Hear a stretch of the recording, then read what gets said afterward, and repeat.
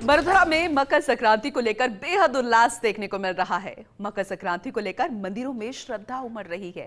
दान पुण्य का दौर है। गायों को हरा चारा खिलाया जा रहा है। वहीं राजधानी जयपुर में भी पतंगबाजी परवान पर है। लेकिन इन सब के बीच में फर्स्ट इंडिया आप सभी से अपील करता है कि पतंगबाजी के दौरान बेजुबान परिंदों का थोड़ा ध्यान रखें। बहुत कुछ ध्यान रखने की आवश्यकता है क्योंकि खुशियों के साथ कभी गम नहीं आना चाहिए। हालांकि आसमान अभी से ही रंग बिरंगा नजर आने लगा है। लगातार तस्वीरें हम आपको प्रदेश के हर एक कोने की दिखा रहे हैं। तो चलिए और तस्वीरें आपको दिखाते हैं राजधानी जयपुर की और दौसा की भी। हमारे साथ हमारे सहयोगी लगातार बने हुए हैं। राजधानी जयपुर से शिवांगी हमारे साथ है तो दौसा से लक्ष्मीकांत हमारे साथ जुड़ चुके हैं।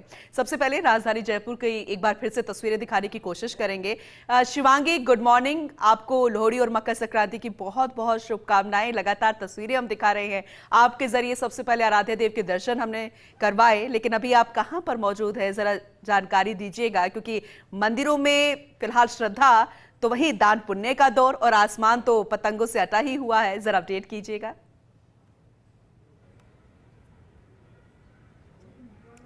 बिल्कुल पूनम, आपको भी लोहड़ी और मकर संक्रांति की बहुत बहुत शुभकामनाएं। और ऐसे में हम सुबह से लगातार तस्वीरें दिखा रहे हैं क्योंकि आज मकर संक्रांति का दिन है और ऐसे में हर त्यौहार छोटी काशी जयपुर में बहुत ही हर्ष और उल्लास से मनाया जाता है। वहीं मैं आपको तस्वीरें दिखाना चाहूँगी।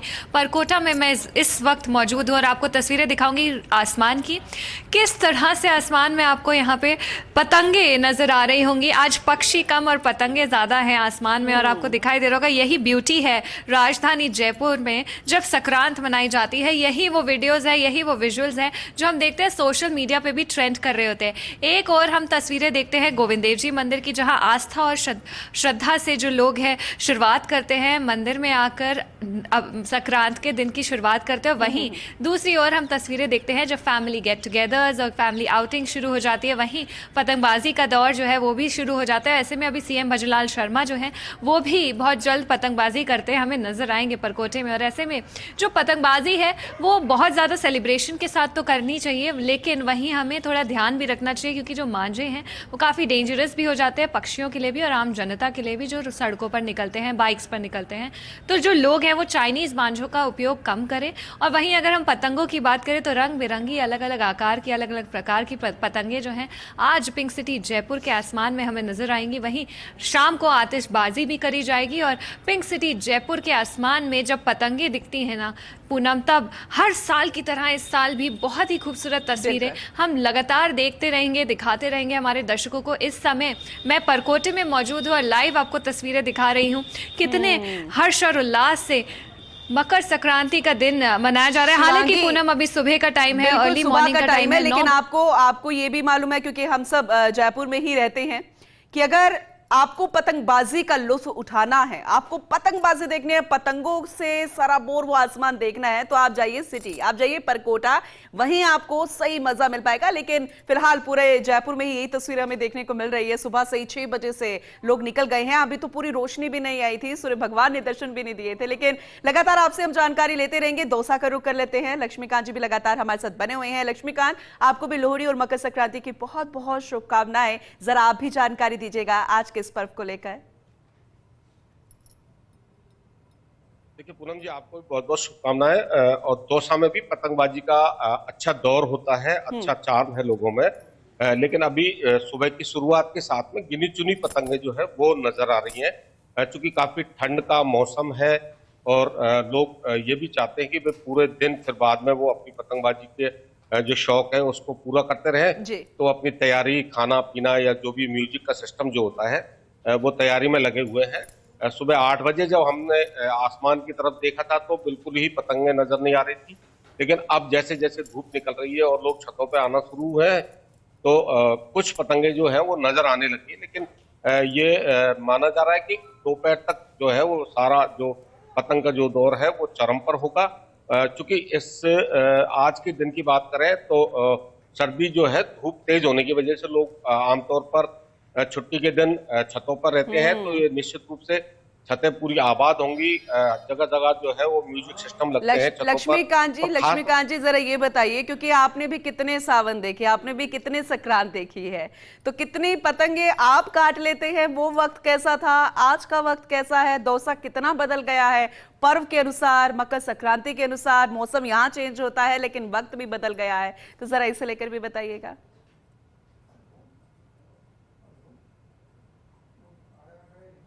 शौक बहुत परवान पर है, लेकिन बदलाव भी इसमें नजर आता है। चूंकि हम जब पहले देखते थे तो सुबह 6 बजे से लोग पतंग उड़ाना शुरू कर देते थे, लेकिन अब जो है वो थोड़ी इसमें कमी नजर आ रही है। शहर जो है, शहर के परकोटे में या पुराने शहर की बात करें तो वहां पतंगबाजी का चार्म ज्यादा है, बहुत ज्यादा है। लेकिन जो आउटर कॉलोनियां जो है उनमें पतंगबाजी होती है, लेकिन बहुत ज्यादा परवान पर नहीं होती है। लेकिन दोपहर के बाद में हर छत जो है यहाँ आबाद हो जाती है, म्यूजिक सिस्टम होता है, लोग पकवानों का आनंद लेते हैं, सुबह सुबह अपनी दैनिक जो दिनचर्या है उसमें व्यस्त रहते हैं, और ये सोच करके कि एक बार छत पर जाने के बाद में फिर उनको नीचे नहीं आना पड़े और पूरे दिन उनका जो पतंग का पेच है वो चलिए लड़ता ठीक रहे। है, आपसे तो आगे भी हम अपडेट लेते रहेंगे। अभी शिवांगी का भी रुख कर लेते हैं। शिवांगी भी परकोटे पर मौजूद है, लगातार तस्वीरें दिखा रहे हैं, क्योंकि शिवांगी राजधानी जयपुर में कहते हैं कि चाहे छोटा सा पर्व हो या फिर बहुत बड़ा पर्व हो, बहुत ही हर्षोल्लास के साथ मनाया जा रहा है। और ये तो मकर संक्रांति और पतंगबाजी का लुत्फ कौन नहीं उठाना चाहेगा, दूर दूर से पर्यटक आते हैं, पतंग उत्सव यहाँ पर होगा विजय महल की पाल पर। तो शिवांगी जरा उस हिसाब से बताइएगा कि क्या वक्त के अनुसार यहाँ राजधानी जयपुर में भी थोड़ा सा बदलाव आया है इस पर्व को लेकर, या फिर वही हर्षोल्लास, वही उत्साह हमें आज भी नजर आता है? और शिवांगी जरा आप भी बताइए, क्या आप भी पतंग उड़ा लेती है?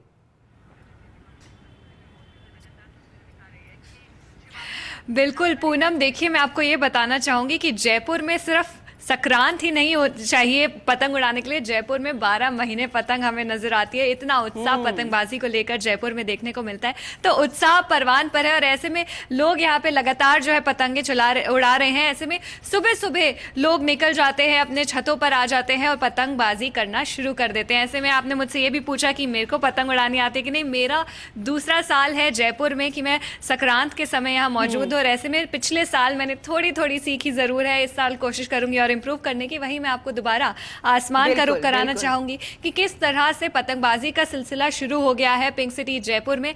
कहीं पतंगे उड़ रही हैं, कहीं कट रही हैं, और ऐसे में जो खुशी है, जो उल्लास है, जो डीजे की आवाज है, वो भी हम आपको बहुत जल्द दिखाएंगे।